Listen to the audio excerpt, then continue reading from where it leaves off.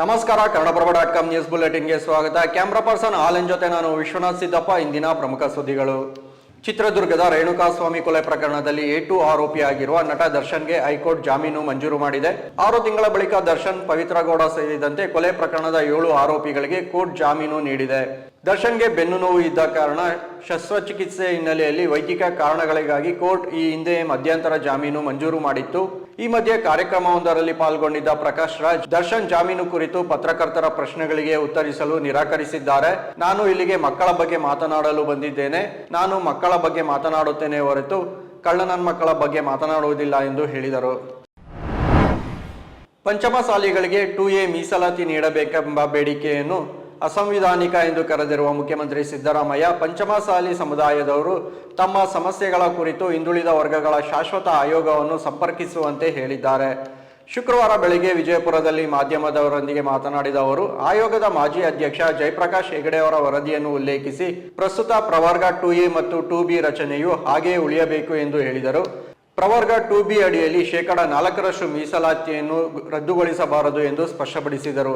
ಇದೇ ವೇಳೆ ಪಂಚಮಸಾಲಿ ಮೀಸಲಾತಿ ಹೋರಾಟಗಾರರ ಮೇಲೆ ಪೊಲೀಸರು ಲಾಠಿ ಪ್ರಹಾರ ನಡೆಸಿರುವುದನ್ನು ಸಮರ್ಥಿಸಿಕೊಂಡ ಸಿದ್ದರಾಮಯ್ಯ, ಯಾರಾದರೂ ಕಾನೂನನ್ನು ಕೈಗೆತ್ತಿಕೊಂಡು ಜನರಿಗೆ ತೊಂದರೆ ನೀಡಿದರೆ ಸರ್ಕಾರ ಕಣ್ಮುಚ್ಚಿ ಕೂರುವುದಿಲ್ಲ. ಧರಣಿ ನಡೆಸುವುದರಿಂದ ಸರ್ಕಾರಕ್ಕೆ ಯಾವುದೇ ತೊಂದರೆ ಇಲ್ಲ, ಆದರೆ ಪ್ರತಿಭಟನೆ ಶಾಂತಿಯುತವಾಗಿರಬೇಕು ಎಂದರು. ಬಿಗ್ ಬಾಸ್ ಖ್ಯಾತಿಯ ಡ್ರೋನ್ ಪ್ರತಾಪ್ನನ್ನು ತುಮಕೂರು ಪೊಲೀಸರು ಬಂಧಿಸಿದ್ದಾರೆ. ಸೋಡಿಯಂ ಹಾಗೂ ಇನ್ನಿತರ ರಾಸಾಯನಿಕಗಳನ್ನು ಬಳಸಿ ಕೃಷಿ ಹೊಂಡದಲ್ಲಿ ಡ್ರೋನ್ ಪ್ರತಾಪ್ ಸ್ಫೋಟಿಸಿದ್ದರು. ಅಲ್ಲದೆ ಇದನ್ನು ವಿಡಿಯೋ ಮಾಡಿ ಸಾಮಾಜಿಕ ಜಾಲತಾಣದಲ್ಲಿ ಅಪ್ಲೋಡ್ ಮಾಡಿದರು. ಈ ಸಂಬಂಧ ತುಮಕೂರು ಜಿಲ್ಲೆಯ ಮಧುಗಿರಿಯ ಮಿಡಿಗೇಶಿ ಠಾಣೆಯಲ್ಲಿ ಪ್ರಕರಣ ದಾಖಲಾಗಿದ್ದು, ಪೊಲೀಸರು ಪ್ರತಾಪ್ನನ್ನು ವಶಕ್ಕೆ ಪಡೆದು ವಿಚಾರಣೆ ನಡೆಸುತ್ತಿದ್ದಾರೆ. ಪ್ರತಾಪ್ನ ವಿಜ್ಞಾನ ಪ್ರಯೋಗವನ್ನು ಪರಿಸರವಾದಿಗಳು ಮತ್ತು ಸಾರ್ವಜನಿಕರು ತೀವ್ರವಾಗಿ ಟೀಕಿಸಿದ್ದರು. ಸಾಮಾಜಿಕ ಮಾಧ್ಯಮ ವೀಕ್ಷಣೆಗಾಗಿ ಅಪಾಯಕಾರಿ ಕೃತ್ಯಗಳನ್ನು ಪ್ರಚಾರ ಮಾಡುತ್ತಿದ್ದಾರೆ. ಅಲ್ಲದೆ ದುಷ್ಕರ್ಮಿಗಳು ಇಂತಹ ಪ್ರದರ್ಶನಗಳ ಸಂಭಾವ್ಯ ದುರುಪಯೋಗ ಮಾಡಿಕೊಳ್ಳುವ ಬಗ್ಗೆಯೂ ಕಳವಳ ವ್ಯಕ್ತಪಡಿಸಿದ್ದರು. ತೆಲುಗಿನ ಖ್ಯಾತ ನಟ ಅಲ್ಲು ಅರ್ಜುನ್ ಅವರನ್ನು ಇಂದು ಹೈದರಾಬಾದ್ ಪೊಲೀಸರು ಬಂಧಿಸಿದ್ದಾರೆ.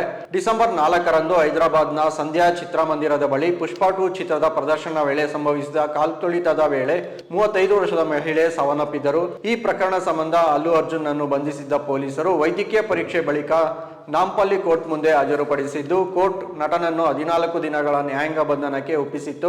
ಮತ್ತೊಂದೆಡೆ ಅಲ್ಲು ಅರ್ಜುನ್ ಪರ ವಕೀಲರು ಹೈಕೋರ್ಟ್ನಲ್ಲಿ ಮಧ್ಯಂತರ ಜಾಮೀನಿಗಾಗಿ ಅರ್ಜಿ ಸಲ್ಲಿಸಿದ್ದು, ವಿಚಾರಣೆ ನಡೆಸಿದ ಕೋರ್ಟ್ ಮಧ್ಯಂತರ ಜಾಮೀನು ಮಂಜೂರು ಮಾಡಿದೆ. ಸದ್ಯ ನಟನನ್ನು ಚಂಚಲ್ಗೂಡ ಜೈಲಿಗೆ ಶಿಫ್ಟ್ ಮಾಡಲಾಗಿದ್ದು, ಕಾರಾಗೃಹ ಪ್ರಕ್ರಿಯೆಗಳು ಮುಕ್ತಾಯಗೊಂಡ ಬಳಿಕ ನಾಳೆ ನಟ ಜೈಲಿನಿಂದ ಹೊರಬರುವ ಸಾಧ್ಯತೆ ಇದೆ. ಸಿಂಗಾಪುರದಲ್ಲಿ ನಡೆದ ವಿಶ್ವ ಚಾಂಪಿಯನ್ಶಿಪ್ ಪಂದ್ಯದಲ್ಲಿ ಚೀನಾದ ಡಿಂಗ್ ಲೆರೆನ್ ಅವರನ್ನು ಸೋಲಿಸುವ ಮೂಲಕ ಭಾರತದ ಚೆಸ್ ಆಟಗಾರ ಡಿ ಗುಕೇಶ್ ವಿಶ್ವ ಚಾಂಪಿಯನ್ ಆಗಿದ್ದಾರೆ. ಚೆಸ್ ಮಾಂತ್ರಿಕ ವಿಶ್ವನಾಥನ್ ಆನಂದ್ ನಂತರ ಭಾರತದ 2ನೇ ವಿಶ್ವ ಚಾಂಪಿಯನ್ ಆಗಿ ಗುಕೇಶ್ ಹೊರಹೊಮ್ಮಿದ್ದಾರೆ. ಅಲ್ಲದೆ 18 ವರ್ಷಕ್ಕೆ ವಿಶ್ವ ಚಾಂಪಿಯನ್ ಪಟ್ಟ ಅಲಂಕರಿಸುವ ಮೂಲಕ ಗುಕೇಶ್ ಕಿರಿಯ ಆಟಗಾರ ಎಂಬ ಹೆಗ್ಗಳಿಕೆಗೆ ಪಾತ್ರರಾಗಿದ್ದಾರೆ.